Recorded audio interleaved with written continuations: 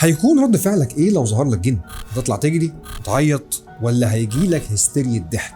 كل دي احتمالات موجودة، بس هل ممكن يجي في مخيلتك انك تقوم تتخانق معاه؟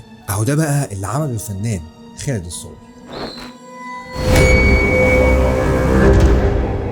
طبعا عارفين ان اللي بيهتموا بعالم الجن او بيحتكوا بيه وارد جدا ان هم يشوفوهم، وده اللي حصل فعلا مع الفنان خالد الصاوي في فيلم الفيل الازرق، واللي كان عامل فيه دور شخص لابسه جن اسمه نائل.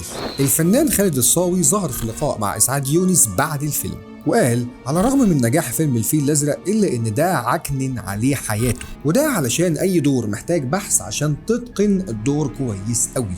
وقال انه ساعتها ابتدى يقرا عن الموضوع وفضل فتره طويله بعيد عن الناس في مكتبه، وانه كان مهتم بحالات المس الشيطاني واللي بيحصل في العالم ده، وانه قعد يعمل سيرش عن الجن نائل والحالات اللي تلبسها على مر التاريخ. وفي مره وهو قاعد في مكتبه ظهر له نائل نفسه وحصل بينهم خناقه عنيفه جدا، وقال ان نائل قوي جدا وضرب خالد الصاوي علقه، وزود انه احيانا كان بيتلبسه في بعض المشاهد في فيلم الفيل الازرق، وقال انه كان بيظهر له في الاول على شكل خيالات وبعدها كان بيظهر له على شكل 2D يعني كانه على الشاشه، وبعدها اتشكل على شكل 3D كانه على مسرح، وقال انه قدر يعدي كل ده بايمانه وثباته، لدرجه انه لما بقى بيقول له انصرف او اعوذ بالله من الشيطان الرجيم كان بيمشي.